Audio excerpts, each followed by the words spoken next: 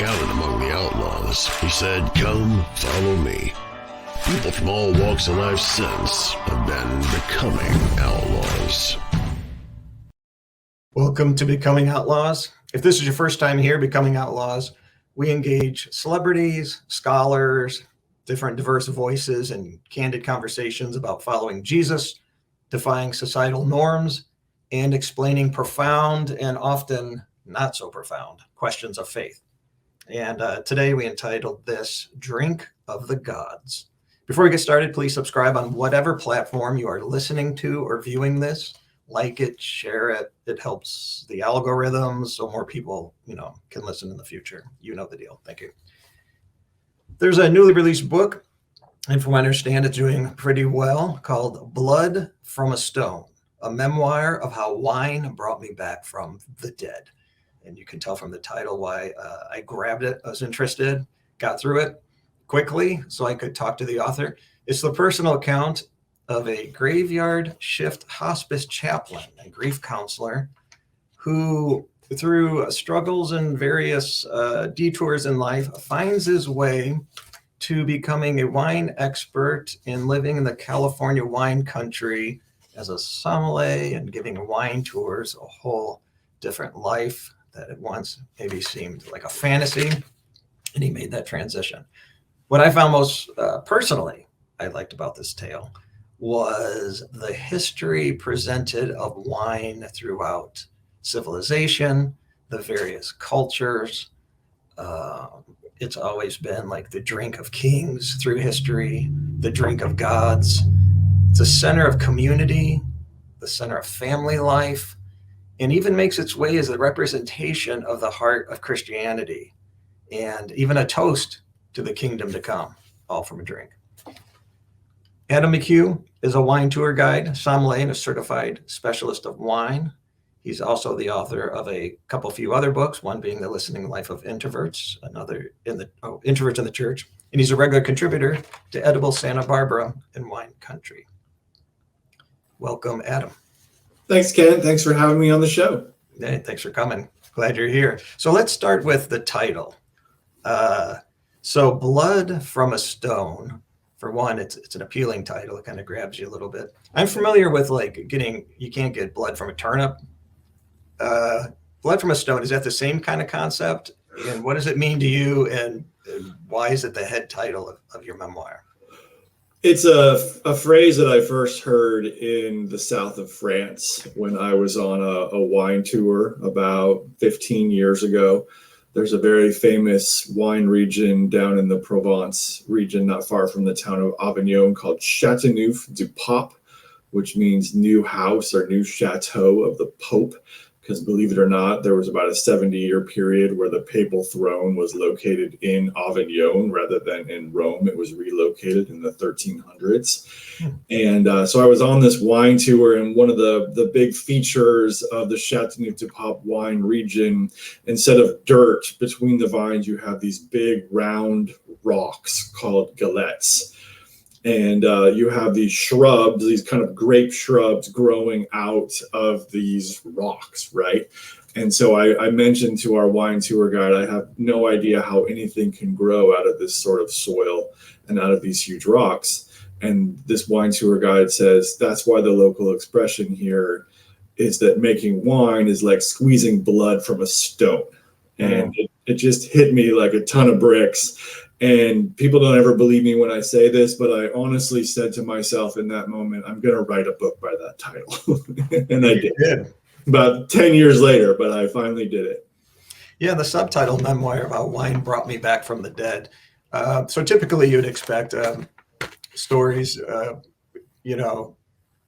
getting away from alcohol brought me back from the dead. So yours is a twist on that, obviously, and it's catchy.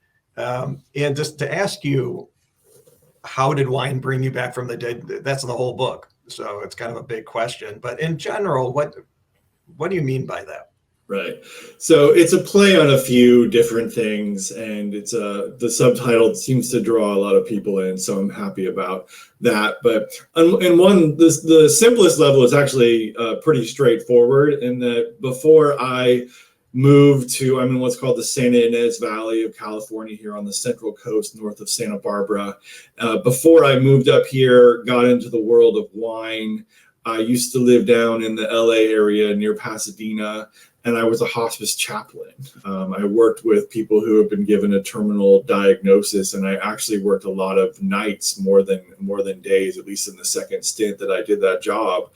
And so I was going from home to home, often on what we call death visits, where the patient had died, and I had to go and comfort the family and sort of wait for the mortuary to show up and be with them. And so that was my life for years, was being with those people who have been given 6 months to live or less. And now I live here in wine country, and which is so full of life and so full of abundance, and it feels so very different from the life of grief and loss that I used to live day in and day out. So the trajectory of the whole book, of my whole work, is from hospice chaplain to wine tour guide and sommelier, and that kind of, that's the overarching plot of the whole book. So back from the dead, obviously there's multiple meanings there, but I'm specifically referring to my time working with people who had just died. Yeah, and I'm trying to recall, what did you call yourself? The Grim Reaper's wingman.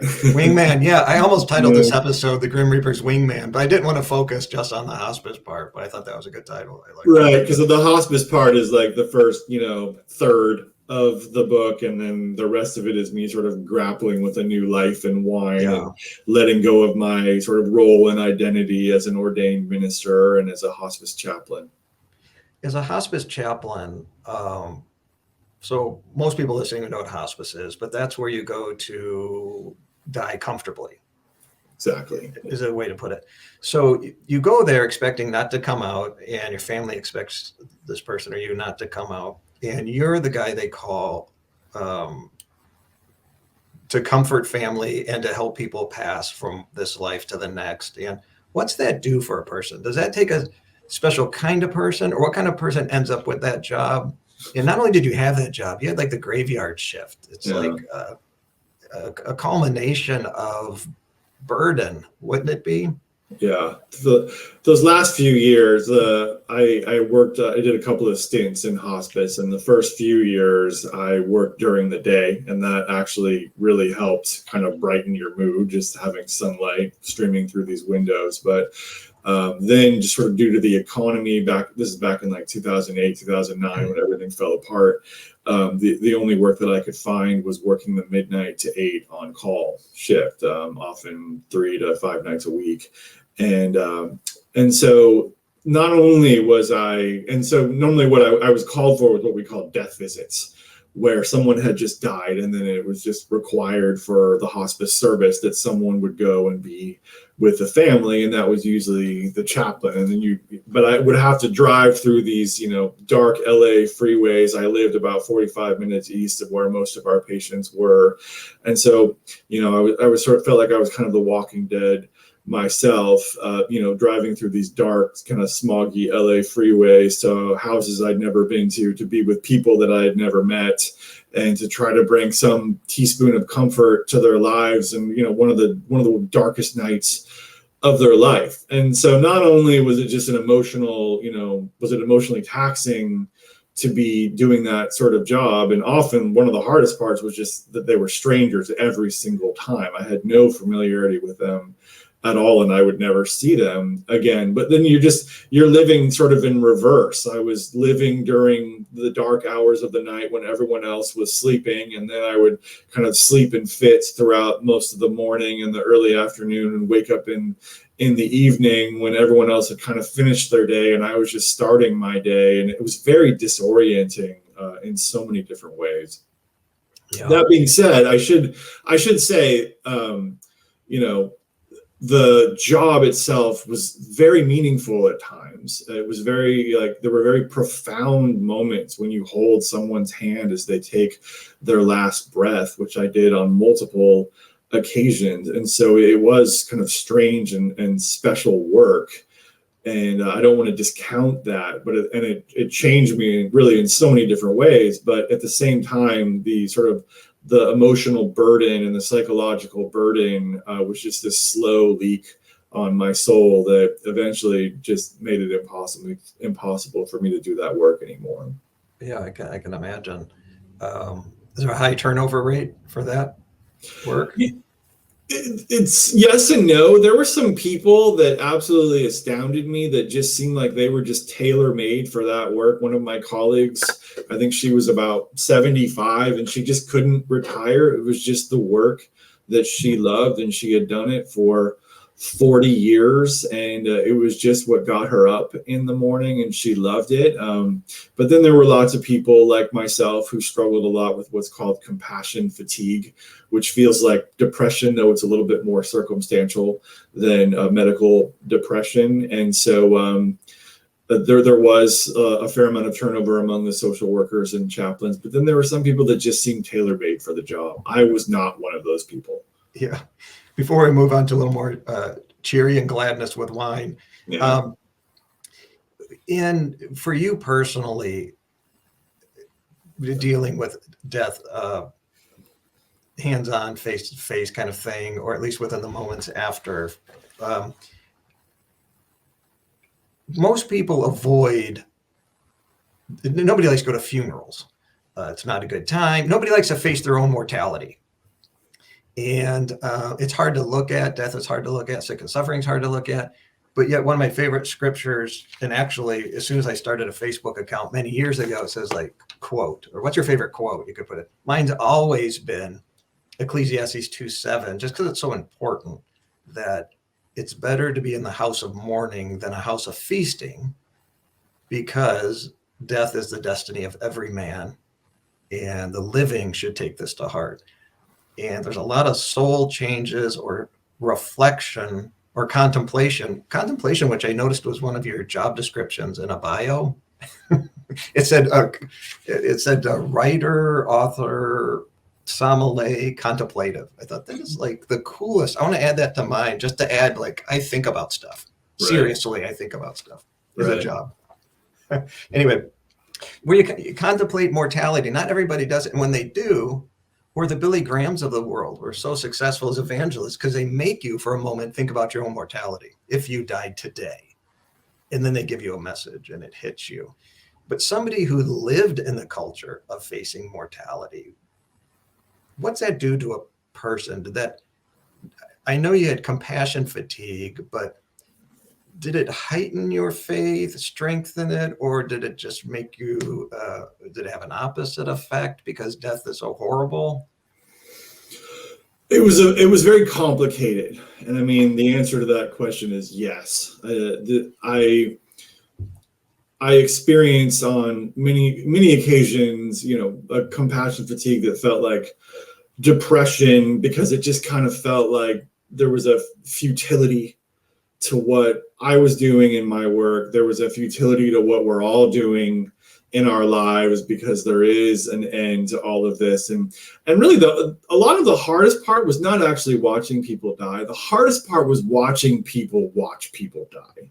Yeah. Watching these family members lose people that they had in their lives for 80 years, 90 years, 30 years, sometimes a lot less. But that was the hardest part for me, was watching people grieve their loved ones die. That was what made the biggest impact on me. So there was certainly an aspect where I began to treasure my family relationships, my friend relationships, my marriage, even more than I did before. But I think actually what it drove me to do was to sort of see there is an end to all of this. And the dreams that I have within me are not going to bubble forever. And so I think ultimately it was hospice that drove me to seek other passions, another lifestyle that I never would have gotten to if I hadn't have spent so much time watching people die. And, in some ways it was a faith strengthener. In some ways it was actually very difficult for my faith to watch people grieve so often. And you get kind of this skewed perspective on humanity. And it kind of feels like it leaves you with nowhere to go when you spend that much time with death. But I think ultimately it actually just said, well, I have these dreams, I have these passions, and I want to seek another life because of what I have seen here. Yeah. And you mentioned futility, which is interesting, or life's futility when you see death so much. But that's the whole theme of Ecclesiastes is, and kind of what you're living is you got to face the futility of life and you might as well make sure you obey God, follow God, but eat, drink, and be merry because tomorrow we die kind of thing. Yeah. So you make a pretty cool tour guide because you bring a level of depth and understanding to life where it's not just toasting and living a California lifestyle in the vineyard countries with a naivete of life, but with a depth of I think it extra enjoy a drink of the fruit of the vine and a good meal with friends and an afternoon on the countryside, sharing knowledge with people, knowing that this is a pleasure, but you can, I would think, bring some kind of sense of, I guess, the lack of naivete that you could appreciate the pleasure more. Yeah, I would agree with that. And, I drive these people all the time, every week from Santa Barbara up to our wine country here, the San Ynez Valley. And there's all sorts of fascinating conversations that come up when you're spending that much time in a car with people. And I think I'm always aware that, these vacations that people are on, these little wine tours that I'm taking people on is really a respite for them in a really hard life. I'm always aware now of the challenges that everyone faces, and it definitely can make me appreciate more these 6 hours or so that I get to introduce people to these beautiful places and talk to them about the wines and geology and all the different history and features of this area. And it's never frivolous for me. It's not just it's a luxury in the sense that I'm aware now of the hard realities of life that every single person faces, whether they're rich or poor. And I can, I'm able to not just show them a good time, but I think help people appreciate just the moment that they're getting to experience together in this beautiful place. Yeah. In reading your book, it's a great combination because I'm not a wine connoisseur in that I would buy a wine book and want to know about wine. I don't know the notes of wine and one tastes good or one tastes bad. That's about my education level. And but so I think someone who does know all of that would find your book really interesting and entertaining. It's funny, but even someone who's not, the storytelling is grabbing, but as well as it came off to me, as I'm sure you know and appreciate the notes and the flavors. But it seems to me that, and what you brought out of it for me was the enjoyment of the bottle you have based on not just what it tastes like, but the soil it came from, the community that had a heritage of families handed it down for 100 years. That's all they've known, and they personally cultivated this, and you had to have this kind of goat with this kind of whatever to make this kind of whatever to put in the mix. And it only comes from this little village off in whatever country. And then you have, if you sat with the family or learned about their culture and enjoyed that with them in conversation and community, then you go back and you buy that or order it or off the shelf or whatever, and you drink it. That's a whole nother multi-layer that tastes good or bad. Yeah. I'm happy to hear you say that. And the idea was that I was going to try to write a wine book that non-wine people would actually enjoy. We'll leave it up to the readers to determine whether I pulled that off or not. But I tried to be funny, which wasn't easy to do in a book that has a lot to do with hospice and grief and death. But I knew the book could get really gloomy if I didn't try to lighten it. But I like what you're saying. For me, wine, I've studied wine very carefully now for 15 years. And so, yes, I can do the notes and I can get as pretentious as I want about evaluating the sensory, experiences of a particular wine. But for me, wine is really about place.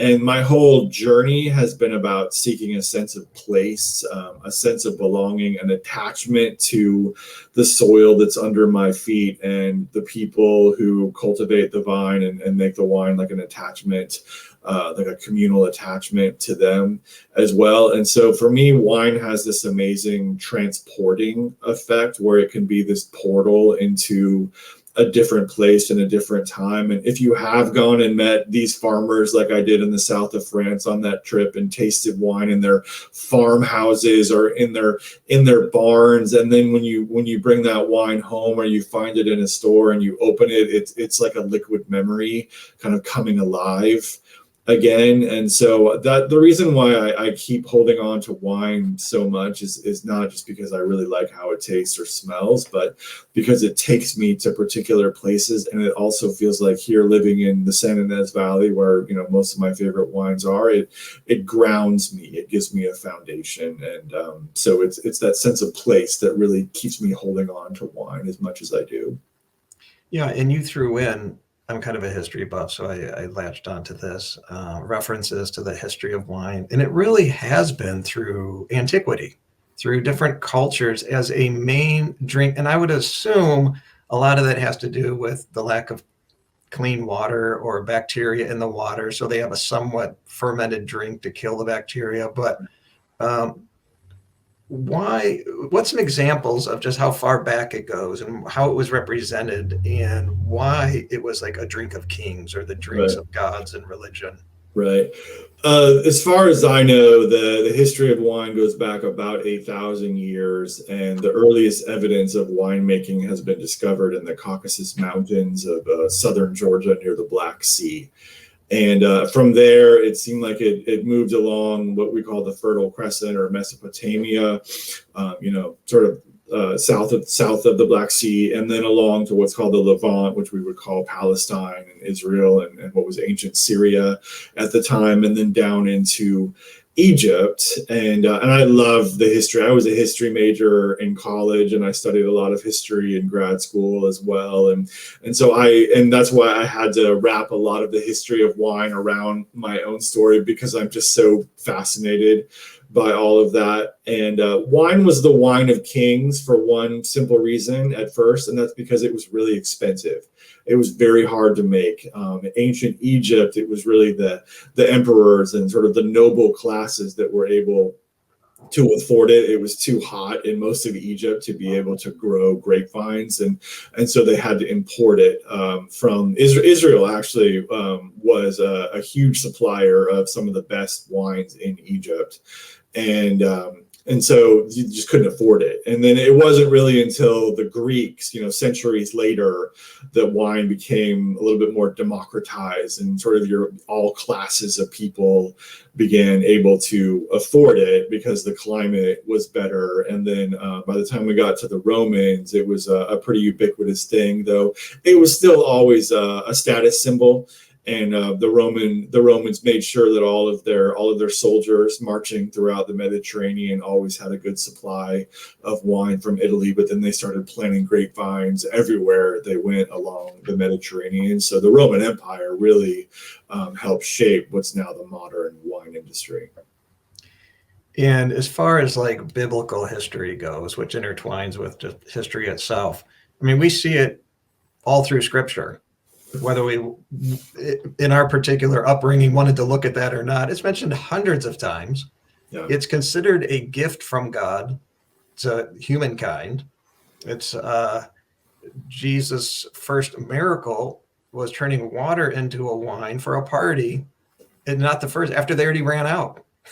He gave them more to drink, have a good time. Yeah. And well, it was the first thing we see of a new civilization in the story of Noah is him being drunk, but he had to plant a vineyard to do that. He plants a vineyard, one of his first things to do. Then we get down to even Jesus himself using the drink is a symbol of blood for the new covenant of all mankind's salvation.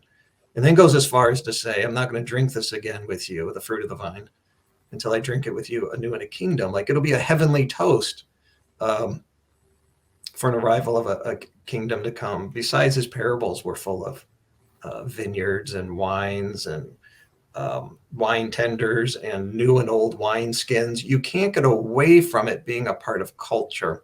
Mm-hmm. In that, have you gathered, do you feel like a depth of having been an ordained minister and an expert in wine? So you have an interest in history, in scripture, in wine, to have some kind of maybe formulated idea of wine or a layer of depth of understanding that maybe us common lay people wouldn't have or don't respect. What's amazing to me is all the intersections between what I studied in seminary, 20 plus years ago, to what I study in wine now.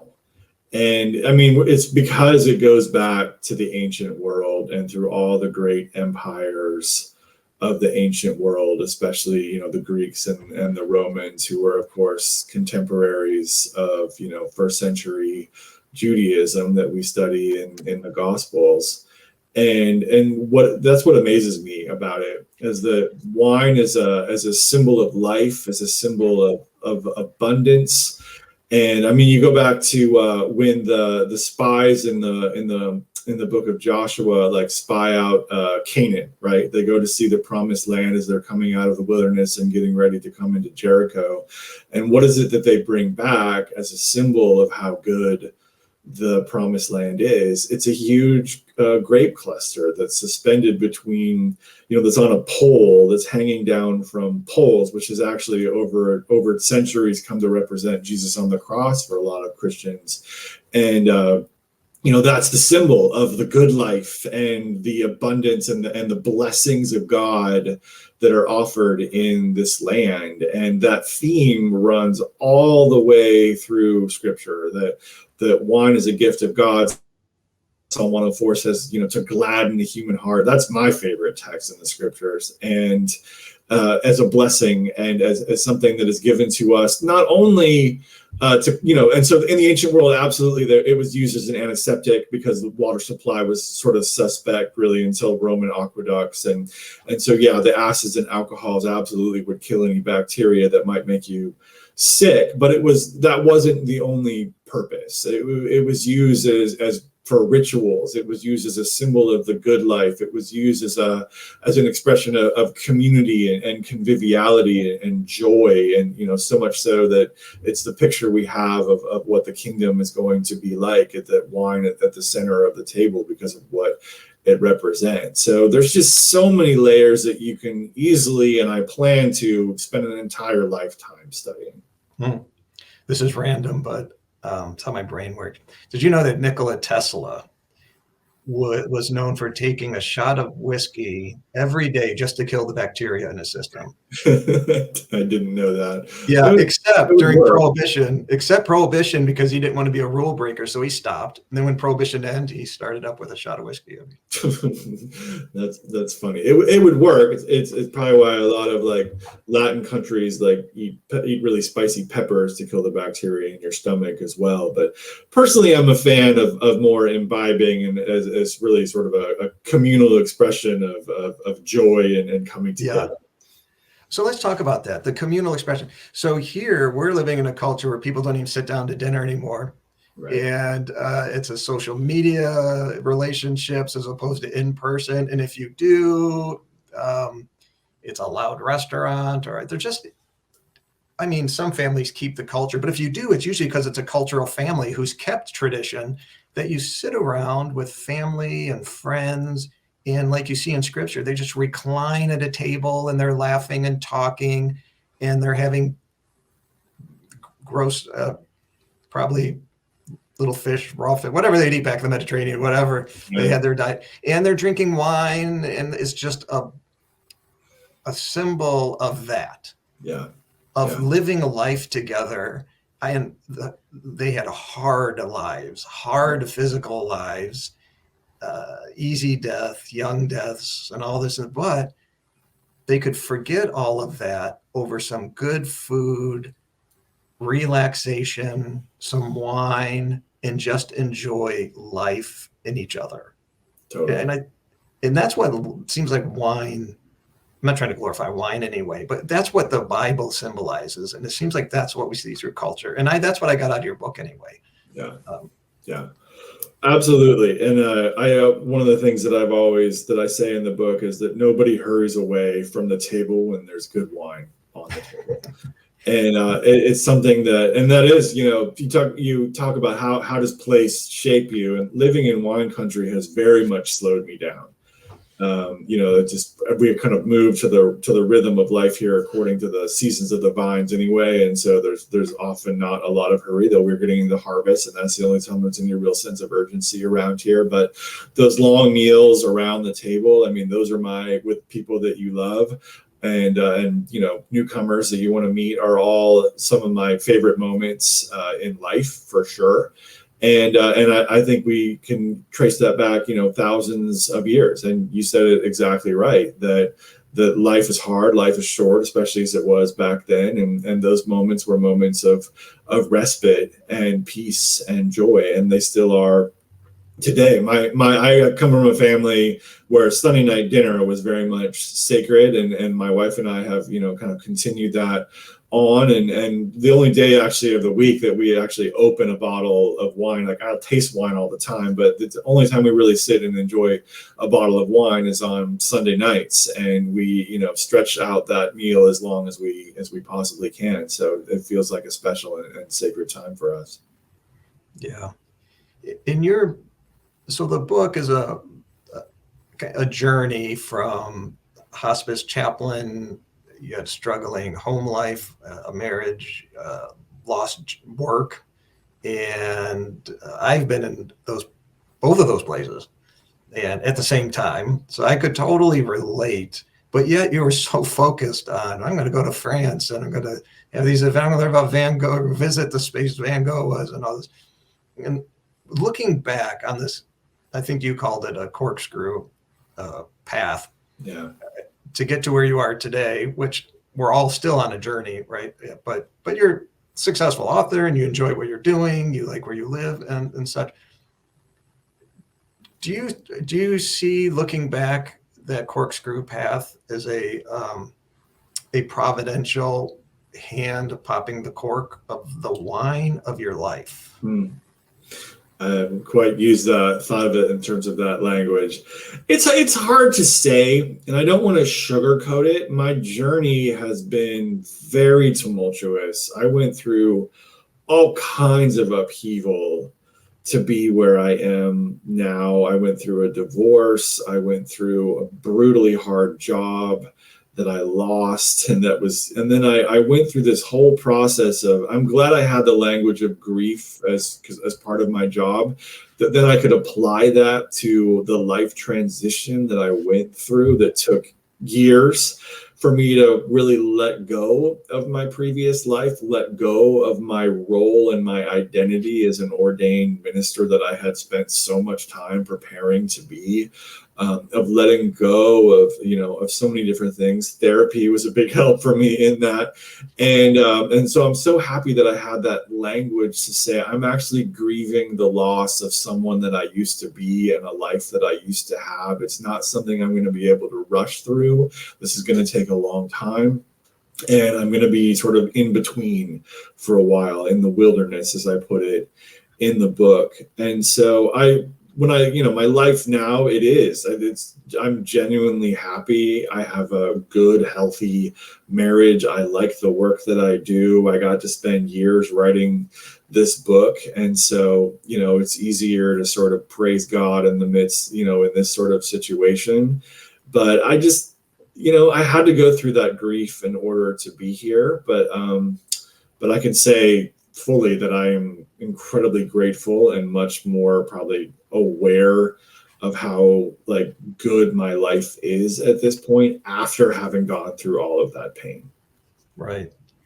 And you mentioned being a former ordained minister. Ordained minister is interesting to me because because we're all ministers, right? And everything we do you see, I mean, your life still is, ministry as you go through it. We're all called to go out and just live life and enjoy it and grow in faith and share it in the way that's put before us. It could be a sommelier, it could be a writer, or, school teacher, whatever. But do you feel like you're a former minister or a former ordained minister? I don't know if I would separate it that much. I don't usually use the language of ministry anymore. I wouldn't call myself a minister or in ministry in any capacity, to be honest. It's just not language that I really use anymore. However, that being said, like one of the lines that I use when people say, when I tell them I used to be a hospice chaplain and a Presbyterian minister, and now I work in wine, and they say, what an incredible change. And I say, well, they're not that different. I used to listen to medicated people in my previous work, and I still listen to medicated people in my current work. They're just a lot happier now. And so listening and presence, those vital lessons that I learned through my work as a hospice chaplain, things that I did not really have as part of my temperament before that, have been, I apply that, I live that day after day, no matter what context I'm in. And it's absolutely amazing what sort of conversations you can get into when you have sort of a slower day with people on a wine tour, or I work a couple days at a winery where we do private appointments and you have an hour and a half with people. And usually those wine conversations last about 30 minutes. And then the rest of the hour and a half is talking about life and sort of what you've experienced and where you're headed. And the level of depth is actually really remarkable, and sometimes more so than it was when I was, sitting with people who were dying, who weren't really able to communicate, or people that were frozen in such grief that they weren't really able to communicate either. And there's, different forms of communication that happens in those times. But I still very much see like listening and presence as absolutely central to who I am, and things that I've taken directly from my hospice chaplaincy days. Yeah. Before we wrap this up, I think is even your second chapter. It's right up front. Van Gogh, The Way of Van Gogh, or something like that. Yeah. What about Van Gogh? Why is he so upfront and a whole chapter to himself? And what could you end us with? Some tidbits. I can't recall off the top of my head exactly what I read, but I know I chuckled a few times, and thought it was an interesting chapter. What do we glean from Van Gogh? I was obsessed with him 15 years ago, and it was probably because my life, was so full of struggle and pain, and I just related so much to the sort of tortured, starving artist in him at the time. I still very much love his work, and I have his Red Vineyard at Arles that sits in my living room, which is my all-time favorite work of art. And but there were just some parallels that I had my choice for our trip to France. So we were going to spend time in Paris, and then I knew I wanted to go to one of the major wine producing regions, and there's many, and they're amazing and profound and historic sites. But I chose the south of France in large part because that's where Van Gogh had lived and painted. And I wanted to go and sort of walk in his footsteps, which I was able to do at Arles, where he lived, and painted Starry Night and all of that. But there were just some kind of eerie parallels, I guess, that I was experiencing at the time. Nowadays, I probably wouldn't see it as quite so parallel, but he was a missionary actually to a coal community in Holland, and he ended up being sort of rejected by the church and not really finding a way that he could belong over the long term. And I've experienced some of that as well. But he found his true calling after being basically rejected as a missionary and going through all sorts of travails about that. But then he found his calling as an artist shortly thereafter. And I think there was just some level of on my subconscious where I was seeking something new. when I went to France that I was still working as a hospice chaplain, or sort of in between stints, but I knew that there was something more that I was seeking, and I was just connecting with his story, whether consciously or subconsciously. And I just find it, but here's a man that found his true calling sort of in the midst of and after going through a great deal of rejection, a woman that he loved who rejected him, a church that he wanted to serve that rejected him, a community that couldn't really support him. And that's what drove him to his true calling. And I think there's some real parallels in my story as well. When did he sell his first painting? As far as I know, you read different things, but what I've read many times is that he only sold one painting in his entire lifetime. And it's the one that I have, the Red Vineyard at Arles. I definitely recommend, look it up. It's a stunning, brilliant piece of work. And there's a man sort of walking down this rain-slicked road on the top right of the painting that I'm convinced is Van Gogh, though I'm probably wrong. And but I still related to that, and I kind of used that image throughout the first couple chapters of the book. But as far as I know, he only sold one painting in his entire lifetime. That's nutty. Yeah. Could you imagine we look at we just think of him as a painter and this and that, and then his actual whole life, he only sold one painting while he's living. It's remarkable. It's remarkable. Yeah. Hey, thanks for being on. So you're on Amazon. Where do you recommend people go? Is that the place to go, or do you have a website? I don't really have a website anymore. You can contact me on Instagram, Adam McHugh Wine. The book's called Blood from a Stone, a memoir of how wine brought me back from the dead. I'm a huge fan of supporting local bookstores. You can order it through any bookstore anywhere, or you can find it on Amazon, or bookshop.org is a great option as well, because they support local bookstores through their work. Great. All right. Thank you so much, Adam. Thank you, Ken. Counted among the outlaws, he said, "Come, follow me." People from all walks of life since have been becoming outlaws.